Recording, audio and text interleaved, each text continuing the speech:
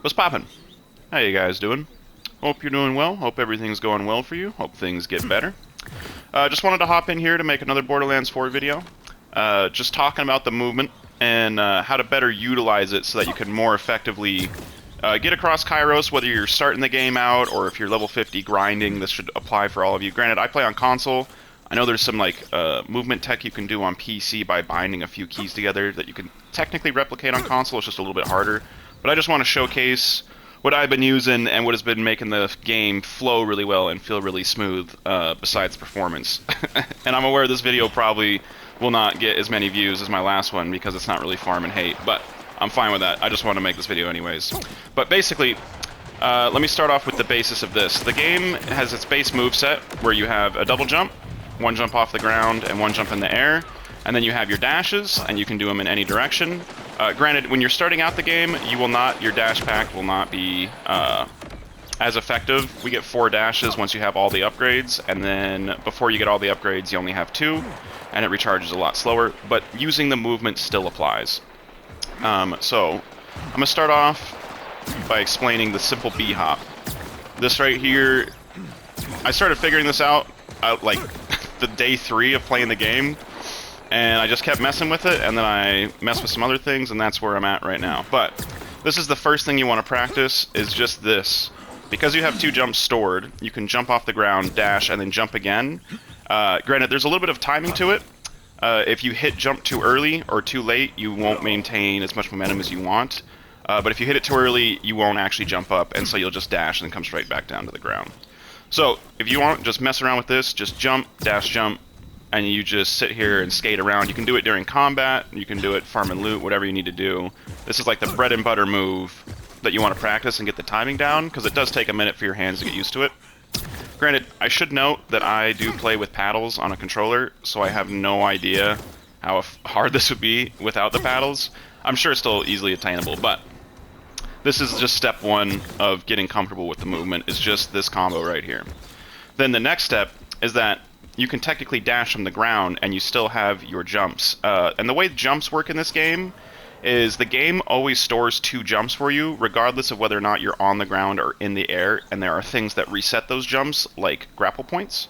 But if I jump and jump again, that's all the jumps I get, and then I go into glide. But if I fall off this ledge, I now have 2 jumps in the air, because the jumps are stored. So you can kind of use that knowledge to keep glides going for longer, to maintain speed longer. But if you dash on the ground and then jump, you maintain more momentum and you get more distance instead of just doing the jump, dash, jump, the little bee hopping around. You effectively get more distance because it's more of an angled launch. So I'm getting further distance, and you can just use another jump to maintain the momentum, or you can combo them together so you can hit this, and if you need to turn around a corner, you can change all your momentum at that same time. Granted, it does burn more boost more quickly, and you can maintain the boost level just by doing a dash jump, and then just doing another jump just to maintain the momentum. And that should make life a little bit easier. And the more you play with the system, the more fun you can have with it. And using this dash jump to just maintain momentum does make a lot of melee combat enemies kind of useless in this game. Because they go up to you to do their melee attack. Granted, they'll still hit you because they still have pretty wide hitboxes, but if I come up to these guys, as long as they're not fighting, what are we doing here? Well, this is a bad example. I will come back when I have a better example of a bunch of melee enemies chasing me down. So, I have some wild horns here. We got some bigger guys and some smaller guys. Granted, the projectiles are still like pretty good at tracking, but if you just maintain this level of movement up, oh, yeah, I just look like a liar now. It's doable, but I just cooked myself. Anyways, if you just maintain this level of speed, most of the melee characters or NPCs in this game, they can't really get you. Granted, they'll still sneak an attack in here and there, but you can, for the most part, stay dodging them and any fatal hits that they might hit you with. The AI can't really handle this level of speed. Granted, I don't know if the developers knew that you'd be able to get this kind of movement. I don't know if they were thinking about this. Maybe they were. But it does make most melee enemies in this game less effective, just maintaining this level of movement during combat. And now I'm going to switch to a lower level character that doesn't have any upgrades to showcase it, and show that it's still effective, but it's just more like a practice tool, because you don't have the full use of the kit yet. But as you can see, attacks are missing, nothing's really landing. Granted, you could probably just sprint around and effectively get the same thing, but I'll do that now. Alright, so I'm back on a level 14 character here, and as you can see, my boost only has 2 charges, and it takes way longer to fully restore.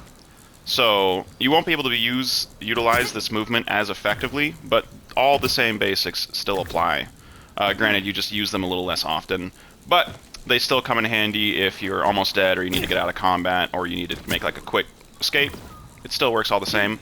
And the last thing that I wanted to show is that because your 2 jumps are stored, even if you fall off of a ledge, you still always get 2 jumps.